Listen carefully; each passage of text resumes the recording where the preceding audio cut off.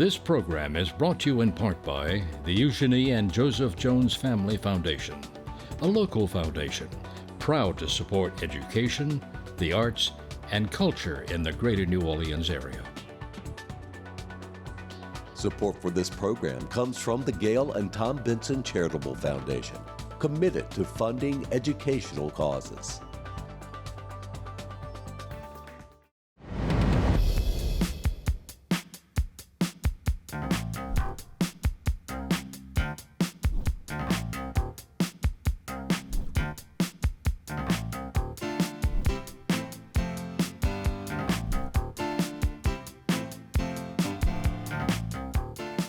Hello, I'm Marcia Kavanaugh. Thanks so much for watching us.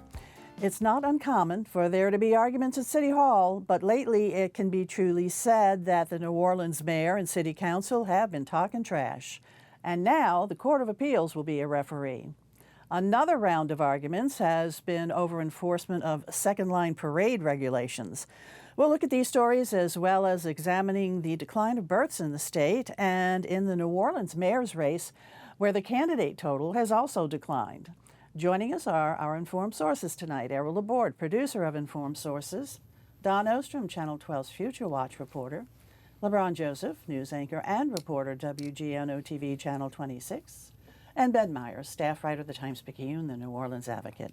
Ben, we're going to stick with you because trash is being picked up in the French Quarter, but there's still an issue in court which is really sort of overarching all of this. That's right. So last we spoke, we were wondering who was going to do this on an emergency temporary basis. Supreme Court stepped in and made that decision, installing, or I should say more accurately, the Supreme Court said that a contract for Henry Consulting could not go forward, and that left WYES to do this work on a temporary basis. Now the question is, who will get this work on a long-term basis? There is an existing contract that Henry Consulting signed with the mayor that is tied up in court because the city council didn't sign off on it. Henry Consulting filed a lawsuit that said council has no discretion over executively awarded contracts, and a lower court judge agreed with that and ordered the council to sign the contract. So now the question is, before the Fourth Circuit Court of Appeal, there was a hearing just this week on this, and the question being, what discretion, if any, does the council have, or what role, if any, does the council have in city contracting? So the council is saying, yes, we do have this right to sign off on this contract. And number one, they didn't like that contract, so they didn't sign off on it. Number two, why do they say they have the right to do that? The council in both 2022 and 2023 signed or passed a couple of ordinances without opposition from the mayor that said on certain professional services contracts, like the sanitation contract over $1 million, they have the right to have the council president authorize the contract with his signature by a majority vote. A similar ordinance also gives them a similar right over legal contracts. The Henry Consulting lawsuit does not attack the ordinances and say that the ordinances themselves are illegal, but rather the interpretation of the ordinances that would give them this kind of discretion. His argument, Henry Consulting's argument, is essentially that if the council president has any right to signing these contracts, it's strictly a ministerial formality. And of course, council, led by J.P. Morrell, interprets their ordinance, the one they passed recently, to say, no, we have the ability to approve this. Why didn't they like this contract with Henry? There were a number of different reasons. It started with a dispute with a subcontractor, Richards Disposal. It's a well-liked company. And Richards Disposal became upset and went to council. This became a huge controversy. They have since made up, and Richards Disposal is back in the Henry Consulting proposal.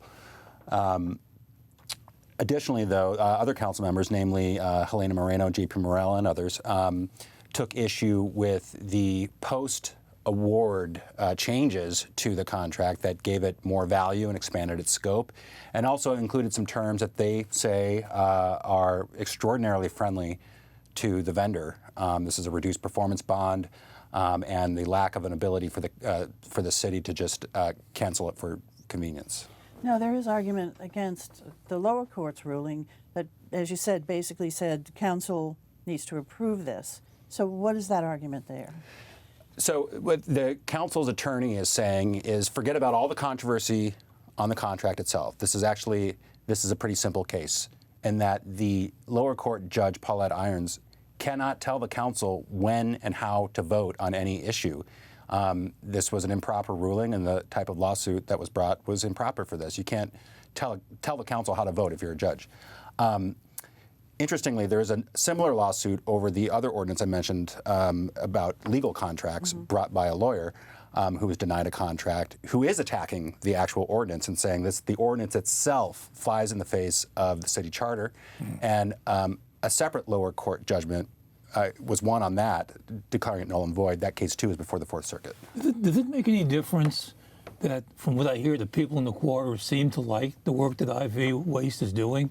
I mean, is quality a factor at all, or is it all just the politics and legalities? It certainly makes a difference in the politics of it. I mean, as this controversy wound on, you saw city council members who, especially Freddie King, who didn't take issue with the contract itself. He represents the district. That's right. I'm sorry. He represents the French Quarter. He came out and said we ought to keep WYES because everyone's happy with them. Now, when it comes to actual procurement, what residents want is not part of the check boxes. Your ability to perform and all that is part of that, but just who people want and what is popular is not technically and legally part of the procurement process. So let me ask you this about the timing of this. Fourth Circuit Court of Appeals, when are they going to issue an opinion? In due course is what we heard. So we don't know. Because we are in the midst of a mayor's race now. Yes. That's right. And there will be, most likely, I would imagine, a state Supreme Court appeal, no matter how this goes. And who knows how long that'll go. So the temporary contract probably will stay in place for a lot longer than... Well, it expires on the 23rd. This is interesting. The mayor will have another 8 days in office at that point. So what happens over the next 6 months, I really can't say. We don't know, but right now trash is being picked up in the French Quarter by WYES. That's right, for now. Okay, all right, Ben, thanks a lot. All right, LeBron, over to you, because there's a lot of consternation over what's going on with second line parades, and the different groups that do the second line parades are saying, wait, what are you telling us to do here? Yeah, traditionally the police department and, as I stated earlier, brain trust, if you will, there's a second line task force. Tamara Jackson is the head of that. But it's a number of the social aid and pleasure club groups. These groups, many have been around for a long, long time, started as benevolent societies. They have these annual parades that are their second line parades. It's 36 of them scheduled throughout the season. It's a 9-month season, begins on the 24th of this month.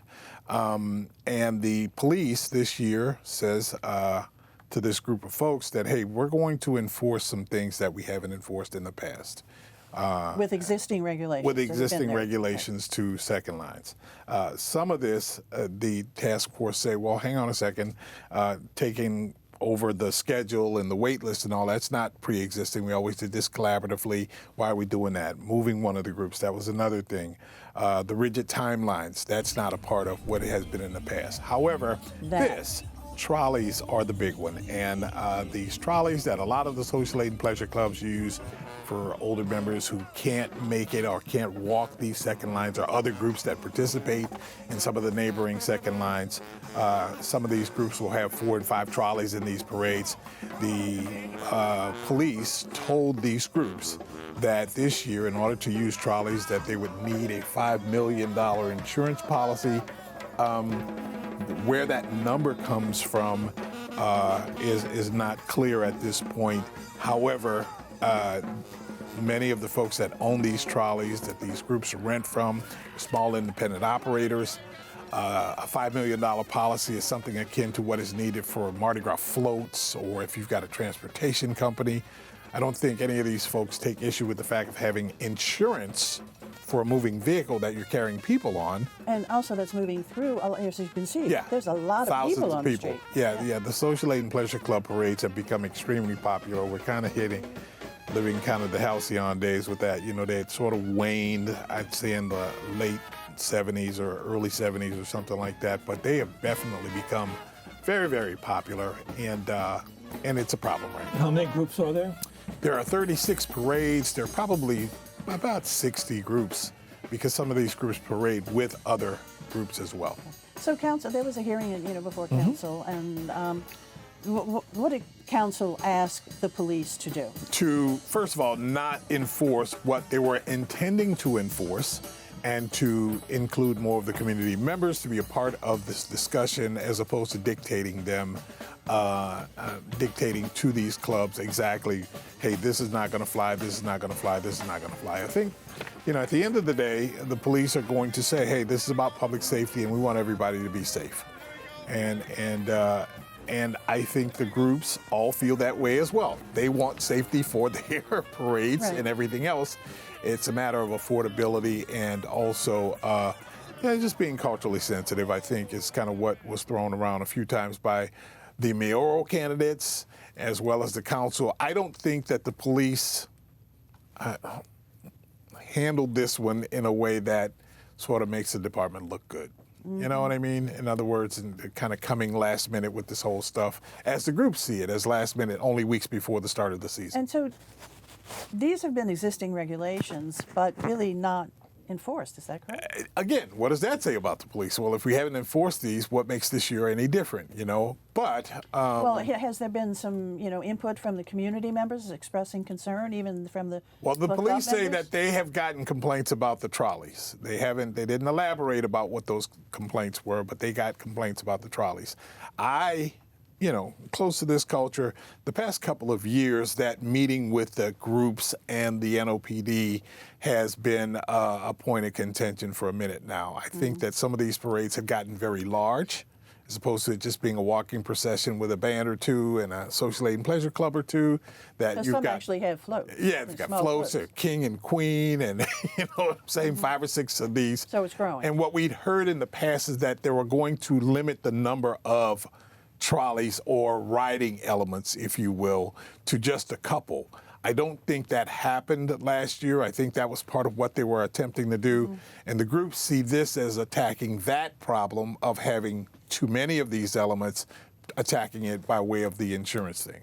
Now, if someone's not familiar with our WYES here in New Orleans, these are not to be confused with the Indians. No, it's not the Mardi Gras Indians. It's not a second line at a wedding, or, you know what I mean? You can rent a band downtown, you get married. My daughter just got married a few weeks ago. We rented a band, rented some Indians too. You can do that for the wedding.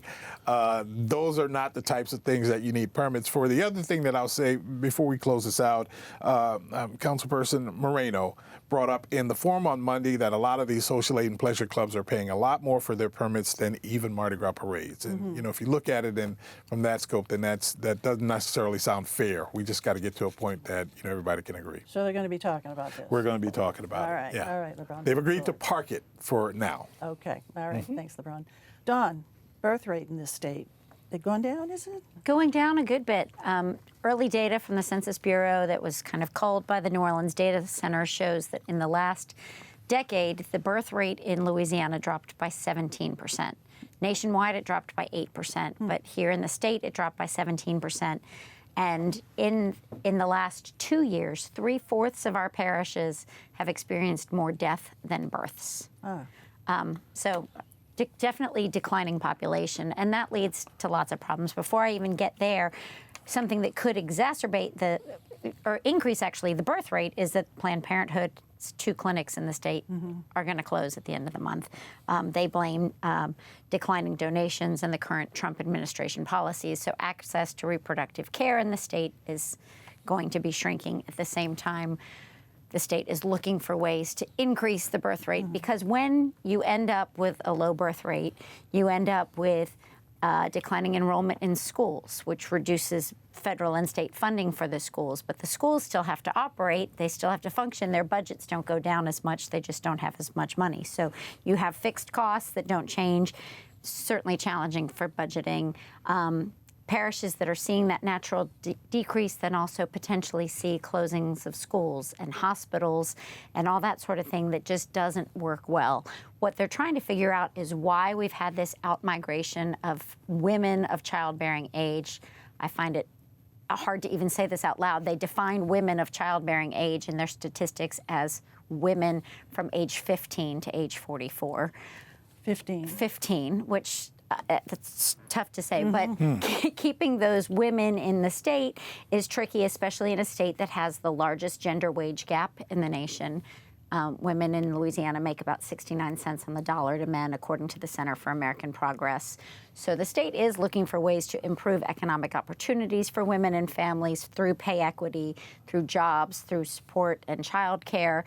But it's a tricky problem, especially when the birth rate is declining nationwide. And there have been all sorts of studies to figure that out. Some of it is just better education of women, women putting off childbirth till later and then having fewer children because they've started that much later. Right. Dawn, does our challenges with maternal health care affect these numbers at all? They're not sure.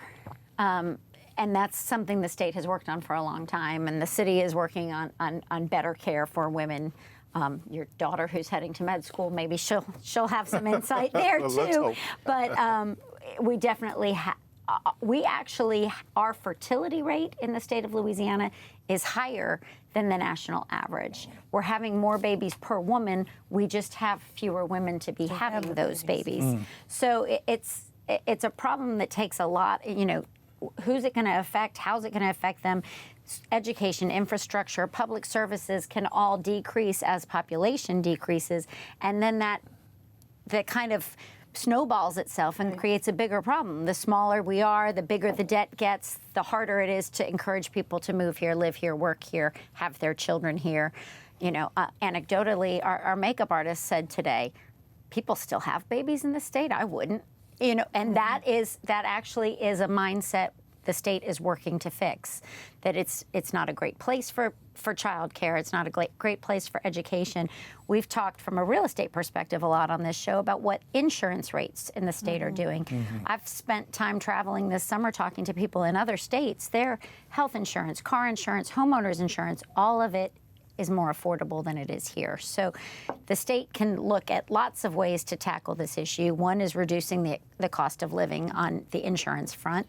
One is improving education. One is improving health care, finding a way to keep those women and their families in the state. Yeah. Yep. And so do we see any improvement down the line in this, or? Not yet. The graphs kind of look like this, but you know, census data comes out every 10 years. So it's hard to tell right now, is it trickling up? Is it going to be a little bit better? We probably won't know for another 10 years. Multi-layered issue, though. Yes, it is. All right, Don, thanks a lot. E, over to you. We had one person drop out of the mayor's race in New Orleans. Yeah, a little bit of a shake-up in the mayor's race, at least in terms of the perceived top four candidates.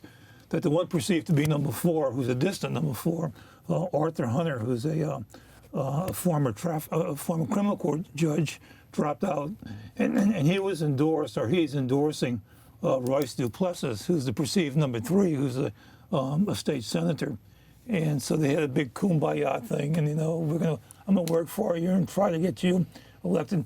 But you look at the at the polls so far, and you just wonder how much of a difference it's going to make. At this point, and so far the entire election, the perceived front runner is Helena Moreno, and you see she's got 47%. Oliver Thomas is 16%. If it finishes that way on election day, there'd be a runoff between the two. But you see there's still a pretty big gap that Moreno has. Now, what impact would Hunter dropping out and endorsing Duplessis have? Probably not much, because one, I'm not sure if people are going to remember that sort of thing. Those kind of endorsements meant more when people had political organizations, and an endorsement meant, well, you get my organization, you get my workers and all of that. But like judges don't have political organizations, and usually a state senate doesn't either. But if, just for fun, if Hunter's 5% was delivered totally to Duplessis 14%, that'd give him 19%. It could get him into a runoff, but there would still be a big gap between him and Moreno.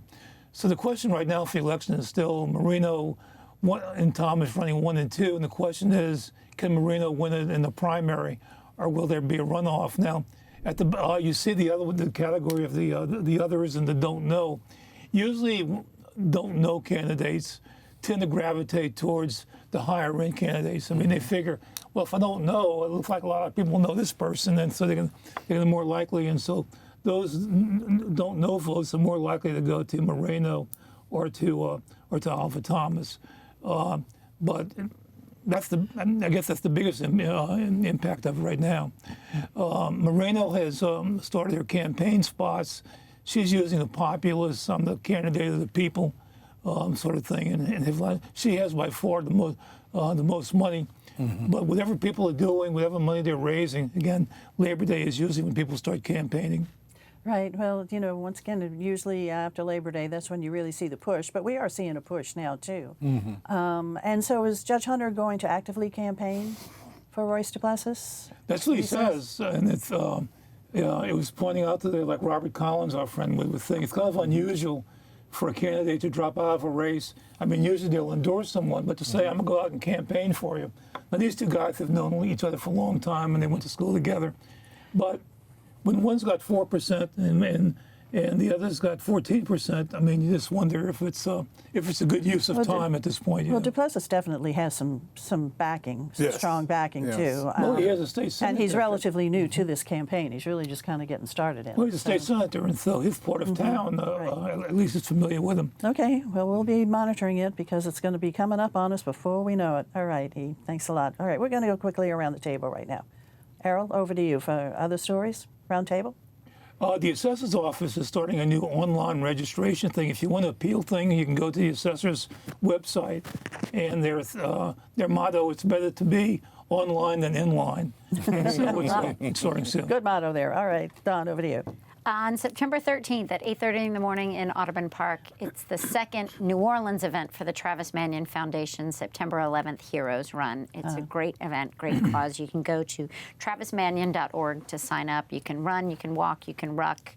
And the event is growing nationwide. It was a great race last year, should be good this year too, September 13th. All right, Don, thanks. LeBron.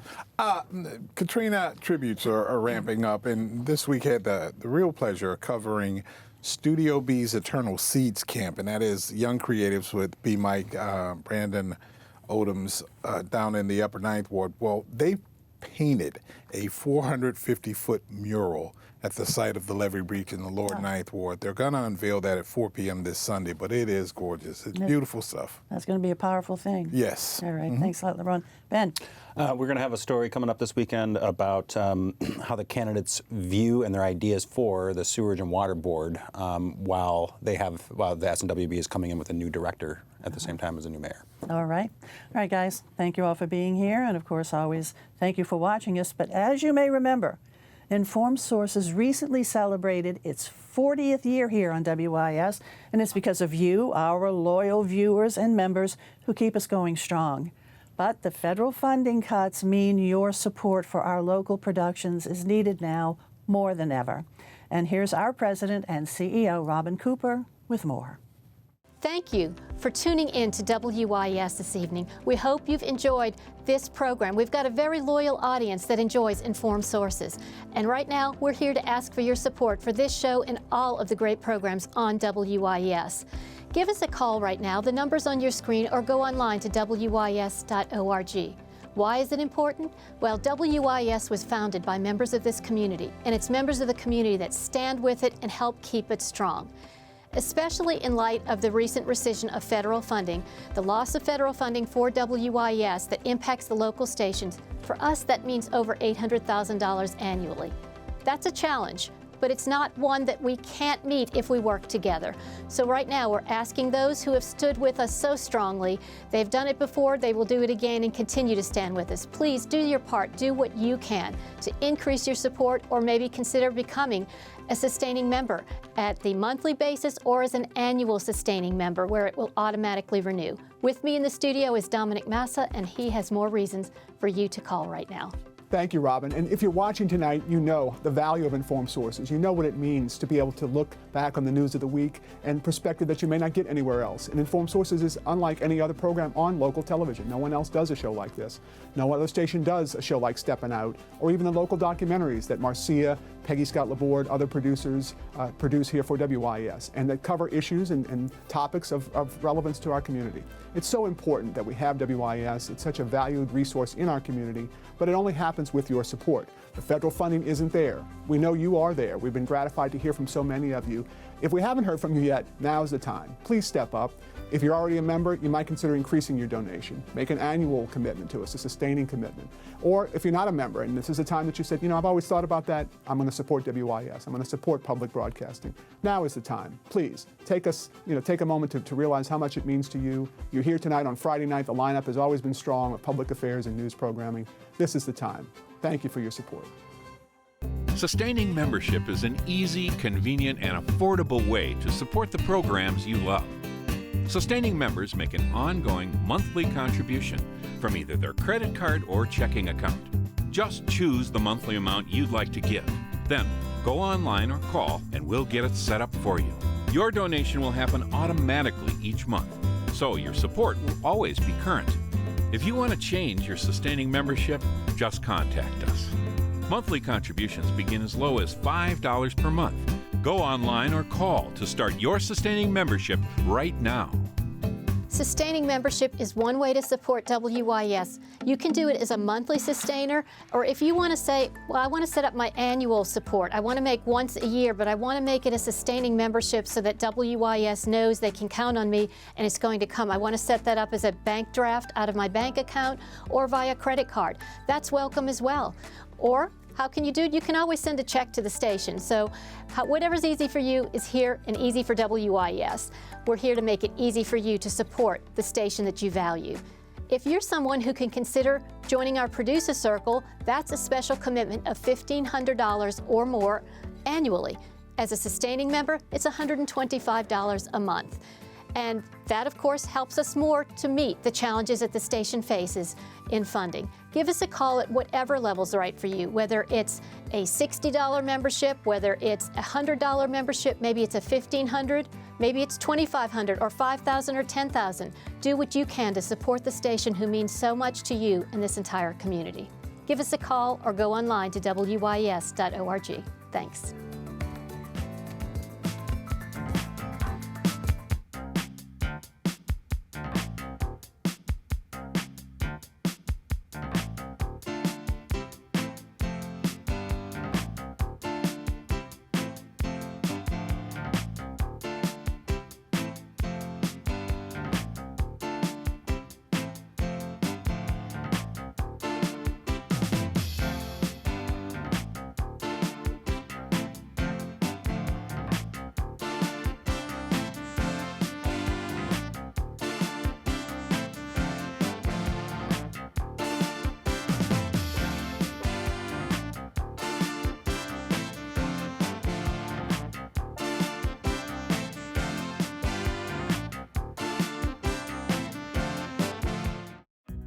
Support for this program comes from the Gail and Tom Benson Charitable Foundation, committed to funding educational causes.